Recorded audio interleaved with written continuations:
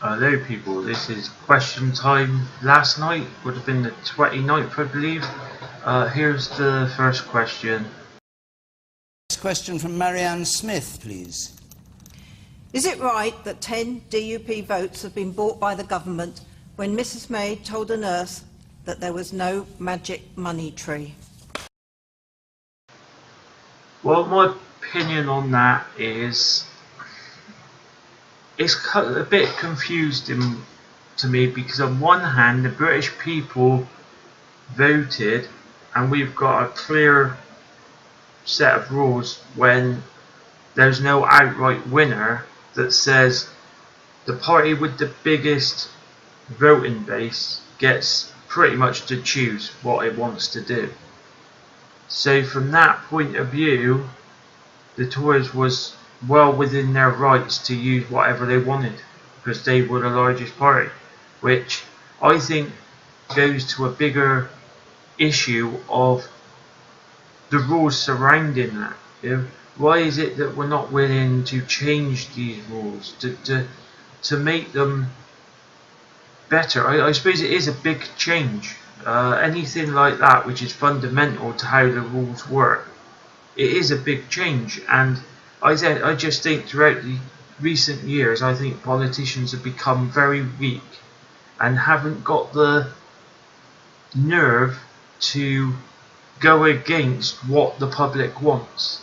You know, sometimes a leader has to lead, and sometimes that's very unpopular. But I feel with the way it is at the moment with a hung parliament, it just seems very opportunistic to the party that's got the biggest majority, and they can choose what to do with it. This is regardless of what party it's from. So I think there needs to be some pretty fundamental changes around that area. But you know, for a party that's got the most votes to go and spend a total of 1.5 billion in the time of austerity, which is what the Tory party has been talking about for the past 7 years, it leaves a very nasty taste in my mouth to turn around to the public service and everyone really and say, well, these cuts has to be done. The normal for seeing a GP doctor is a week and a half now. Yeah, that's what these cuts are doing, and I just find it very rich that the Tory party could negotiate such a massive payment of public money to stay in power. I think that's where the link is, isn't it? This deal was public money. It wasn't Tory money, but I suspect there's probably some Tory money in it behind the scenes, behind here. It happens throughout business, and it's going to happen in Tory. I bet there's some extra money that the Tory party is putting on the table, but obviously that's being kept behind closed doors. I bet each of those 10 MPs are getting something in return, all behind closed doors. They're all benefiting. They're not going to say anything, are they? Shh, let's not say anything. Right, I'll move on to the next question now. Your question, please. David Bryant. Should MPs receive a wage freeze and cap on expenses in this time of austerity? Well, should MP? I'm sorry, but the MP should have never been given the pay rise in the beginning.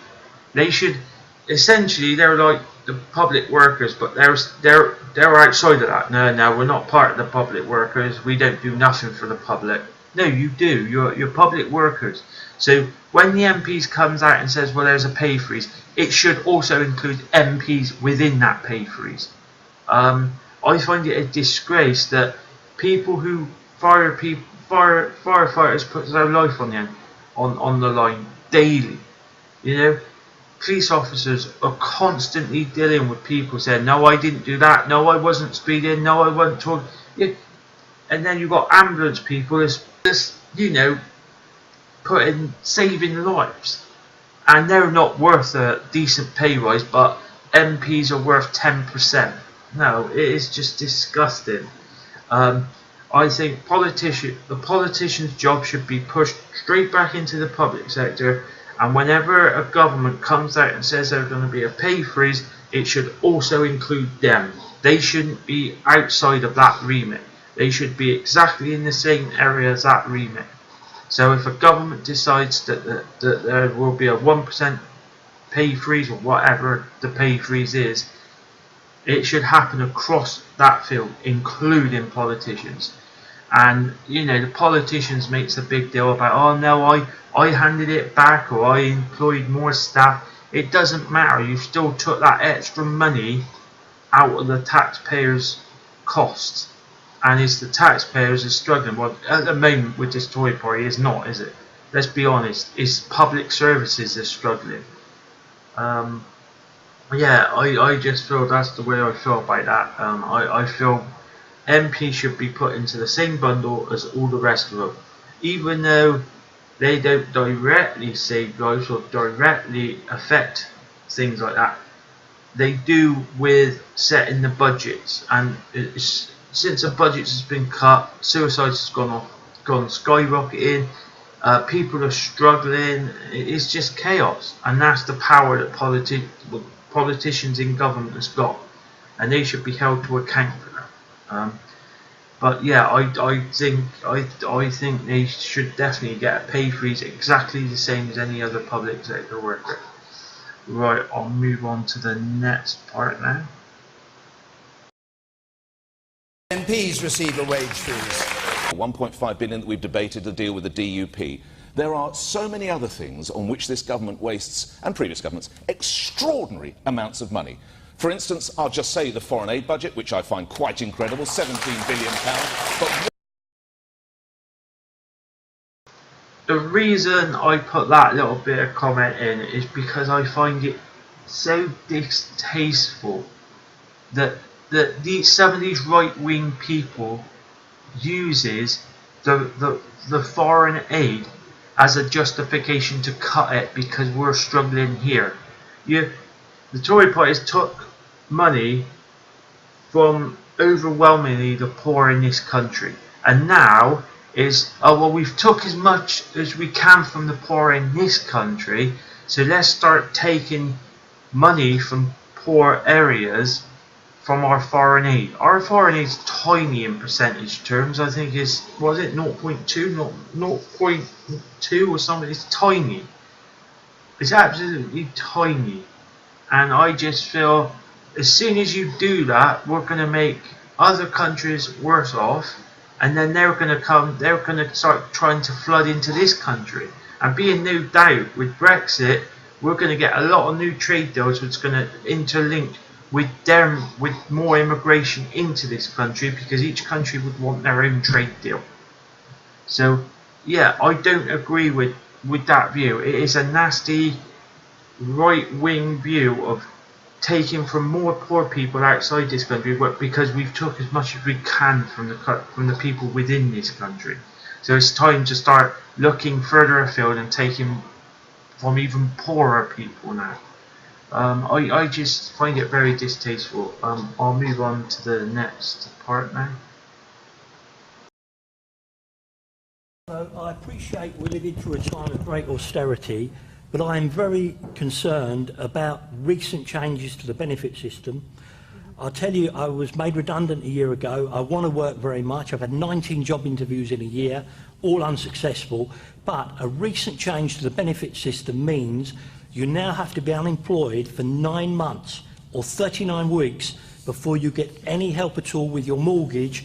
I'm close to losing my home because of this. And what do the panel think about it? Question.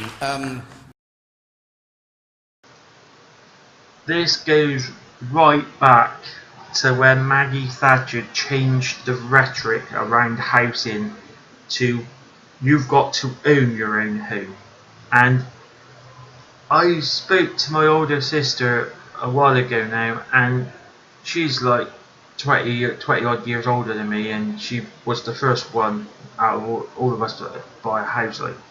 And she reckoned that Maggie Thatcher knew exactly what she was doing when she started privatising the housing stock in this country. And this guy has pinpointed a silent, but I think a massive issue surrounding the country. As soon as somebody applies to get a mortgage and they gets a mortgage and they gets a house, the net of the welfare system is pulled away from under them, because it states that it does not see a mortgage as debt. A house is seen as collateral, it is seen as money, it is seen as a net worth to that person. But yet, if it's a mortgage, then it should be classed as a debt. But obviously the Tory party don't want that, and it's very easy to manipulate that and to turn it around and say, oh no, they've got a house worth over 250,000. But if that 250,000, say over 200,000 of that is still a mortgage, then that's a debt. So it's wrong how the Tories is undermine the welfare system, but in a very clever, manipulative way. I truly believe that guy should be entitled, if he's paid in, he should be entitled to a few years of complete help to that mortgage. Now, obviously the Tory party don't want that, because what that would mean is the welfare system would actually gain strength, and they don't want that. The Tory parties hate welfare. They've hated the NHS. They've hid it very well. They always do. This is a way of undermining the welfare system without actually saying it. Home ownership is exactly what is undermining the welfare system as it is today, because it's in everybody's mindset, oh well, let's try and buy a house, even if they will struggle buying the house as it is at the moment. You know, they would still go ahead and buy the house. It's in everybody's mind now, oh, I'll buy a house, I'll buy a house. I hate that rhetoric, I really do. I hate it, I really do hate it, and I can understand why the Tory party has done it, because that one single act has undermined the welfare state better than anything else the Tory party has ever tried to do. And it's took a long time, you know, 1970s Thatcher was in, I think, and all the way through to the 80s, the mid-80s I think it was, I'm not 100%, but yeah, it's took a long time, but it's slowly worked. As more people's got a mortgage, the rules around welfare has been changed to such a degree that now if you own a mortgage or a house, well, let's not call it own a mortgage, it's if you own a house, because that's how the rhetoric works. As soon as you say somebody owns a house, it's automatic, well, that's over 200,000. Especially in today's market, most of them are over 200,000 now house. And that's how they can get public opinion twisted in such a way that, oh well, no, we're not going to help somebody pay their mortgage. But the key aspect, I would say, is if that person's worked most of his life and he's paid into the system, he should be entitled to a premium to help him pay the mortgage for a set period of time and until he gets into a job. And I think that's only fair. But obviously the Tories are limiting the welfare to such a degree now to save on tax. That's what it boils down to. If tax goes up for the lower, it also levels up to the higher. You know, if tax rates goes up for the poor, then it actually also pushes the tax rates up for the more richer. And that's what the Tories are balancing, is they don't want to put it up at all. Even though somebody in the audience actually mentioned they would be willing to pay more tax to have good public services and where we can actually use it when we need it, not phone up and have to wait a week and a half for an appointment at the doctor's. That shouldn't be the normal thing that we get used to. That should be something we should all be putting pressure on politicians to deliver that type of service. And when we just sit back and say, oh well, that's the normal now, never mind, and laugh about it, that's wrong. It's the whole point of democracy is we hold the people in power to account to why we have to wait so. You know, and when people don't do that, democracy kind of falls down, and the people in charge gets away with what they want to do. So yeah, I'll leave that there. I'll move on to the next question now. Keith Piggott, please. Keith Piggott. The horror of Grenfell Tower became politicised during the PM's question time. Do the panel think Parliament should adopt Mrs May's collective guilt approach to resolve, or Mr Corbyn's austerity point scoring? Okay. Yet another jab at Jeremy Corbyn. It's a very passive jab, I've got to give him that. It's a very clever, manipulative thing by the Question Time team. Yeah, very clever again. Right, I think let's use the Tory rhetoric against itself. So the Tory rhetoric is you've got to live within your means, and that's well and true. That is so true. No one can deny that. No one can. You've got to live within your means. The question we should be asking is, when did we start living without our means? Obviously, some would say that it goes back to the financial crash, but that opens up a whole nother can of worms. But the way I look on it is at a personal level. Let's say, go on, you know, people who runs a budget and got a budget in a program or anything, go on there and do a 40% cut to your personal budget and actually see by numbers what that would do to your spending power, what that would do to your maintenance of your house or your maintenance to your car, or you know, things will have to be slashed. So say your car might need new tyres, you would have to go, you would have, well, I've just cut my budget by 40%, I can't afford new tyres, so I've just got to take the risk. That's the type of things that has been forced on councils through this austerity cut programme. And you know, you cut your shopping bill's going to slash, isn't it, 40%. You'd have to take so much of your own personal budget out. That's what the councils are still having to do now. You know, it hasn't. Oh, it's come. 40% of every council in this country has seen 40% of their budgets gone. And if you do that to your own personal budget, you're probably gonna. You would understand what the councils have been forced to do. And to try and say, oh well, we can't publicise this terrible fire. Well, in order to understand why it happened, we've got to understand what the conditions that made it happen. And I'm sorry, but austerity and cuts to local council budgets, which meant that they had to look at how much money they had and then adjust that to what they could afford, then I feel it is a big part of the debate. In question with this particular fire in London, the council had a surplus, is it, of millions of pounds. So this particular council that was Tory run at the time was making a conscious choice to go cheap. Well, actually cheap, 10 million is not cheap. Well, 9 million, 10 million, that wasn't particularly cheap. But somewhere down the line, a lot of profit has been made by a lot of people who was doing the job. But yet they had plenty of money to actually put that little bit extra in. And I suppose one of the findings that's going to have to come out, which I don't think it will, would be, why was the choice made when that particular council had that money there in a bank account and they chose not to do it?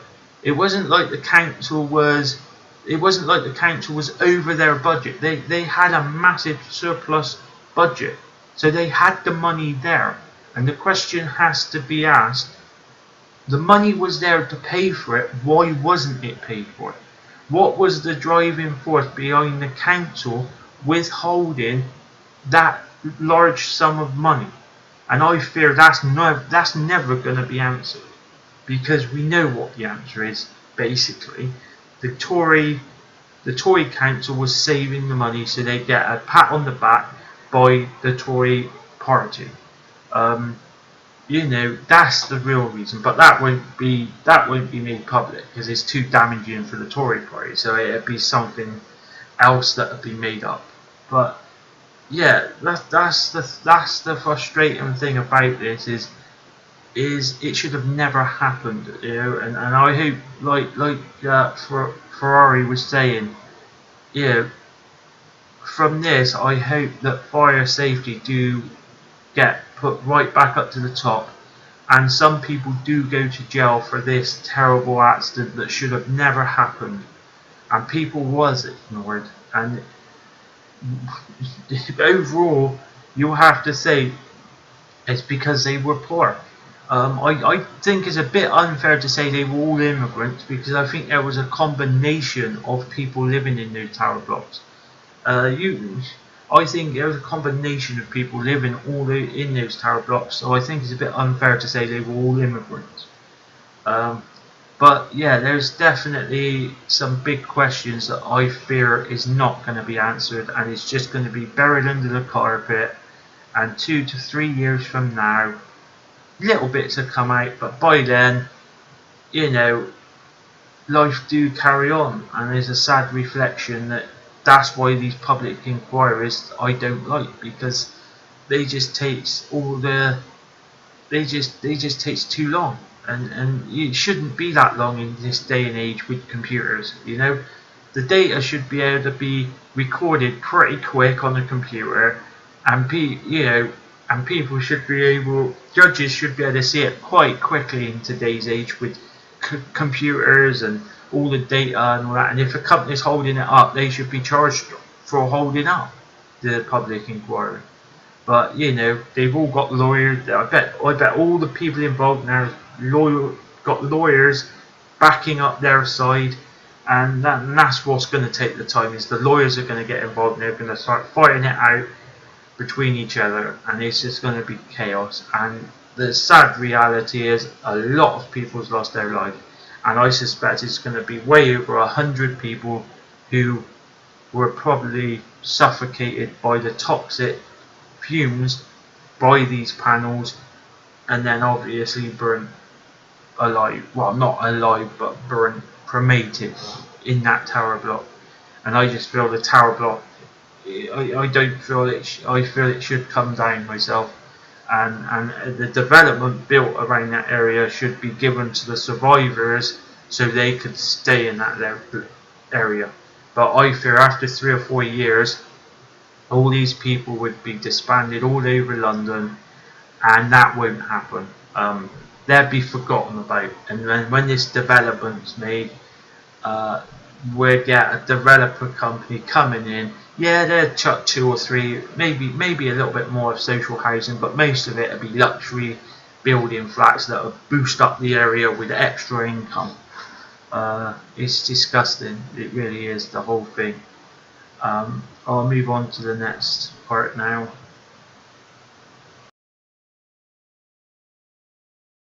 Well, there was 8 or so minutes left. Dave Morrigan, let's have your question. Go. Do the mainstream media still serve any useful purpose?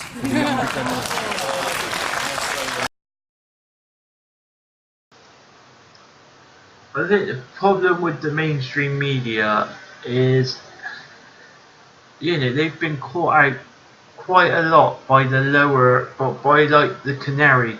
Because I remember one time on my Facebook, when I only first come across the Canary, and it was about Jeremy Corbyn's leadership. And I'm not sure where it was, but it was a theatre somewhere in the country, and Jeremy Corbyn was going around for a leadership campaign. And the Canary showed a photo of the crowd that turned up to see Jeremy talk, but then they also showed the photo of where Sky and the BBC set up their cameras, and it was on such an angle that it was showing a very few amount of people. It was bypassing the complete large over picture, of the Canary's photo, and the Canary pointed it out. It was the cameras, and you could see the angle it was on, and I was just like, why are they doing that? Why is the mainstream media doing that? And it's because the media is owned by individuals. Now, if you own something as an individual, you're not going to allow it to report on something that could damage your interests, are you? You know, you're going to use that media coverage that you're paying for, because that's the problem with news, is news doesn't really make money itself. It only sells a rhetoric, an idea to people. It doesn't actually make physical money. And that's why Sky do put adverts on their news channel to make revenue, to try and pay for itself. But overall, news doesn't actually pay. All it does is follow the path of the leader. So in the ends of the BBC, there's got quite a few Tory executives that, you know, that who was appointed by the Tory party. That's where the BBC's gone off to a bit, you know. So, you know, and Sky, being Murdoch, who's a wealthy man anyway, he could choose at any time to go to a different political party and start benefiting them. So, you know, you've always got that. That's why I fear they've undermined themselves. Really, they should tell the truth, and I think there's been a lot of stuff that the mass media has been caught out on doing and lying and attacking, particularly Jeremy Corbyn. I would say they've destroyed themselves by constantly attacking Jeremy Corbyn, and Question Time, I would say, is another prime example of that. Is every episode that I've been watching for ever since Jeremy Corbyn's got into power, there's always been not a negative question, but an implied negative question. You know, most people wouldn't take it to be negative, but if you look at it one way, you could definitely tell, oh well, like this question about the fire, you know, it was an implied political attack, political point scoring attack.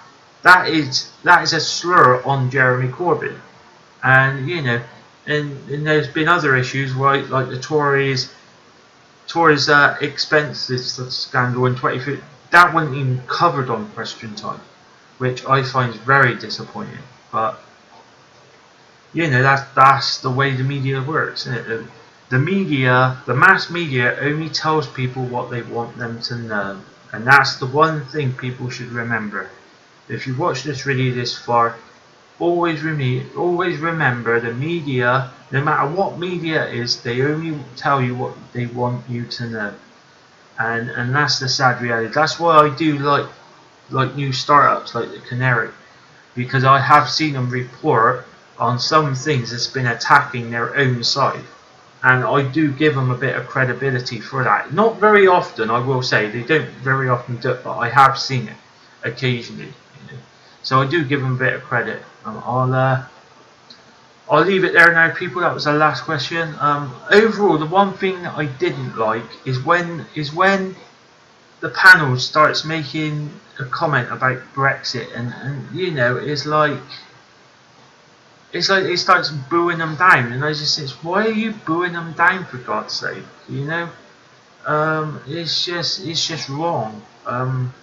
It's just so wrong, and I just feel it lets down the debate of the show and everything, because it's like booing and shouting out actually is like trying to shut people up. Yeah, why can't there be talk about a second referendum? If Brexit is so great and it's going to be a massive opportunity, then the people's going to vote for it again, isn't they? You know, but there's a few people, especially the Tory MPs, that knows it probably won't happen, because they know they were lying through their teeth. So that's why they love these people that shout out and says, no, that shouldn't happen, we should respect the last referendum. Dave Cameron's responsible for a hell of a lot of this, I'll tell you. Dave Cameron used he used a very complex issue, and he tried to make it into a one question answer when it's way more complex than that, and he should be able to account. But now he's walked away, he's created such a mess in his wake, and he's laughing now. No responsibility, he ain't took no responsibility or nothing, and it's just chaos now. So thanks for listening, until next week. Ta-da.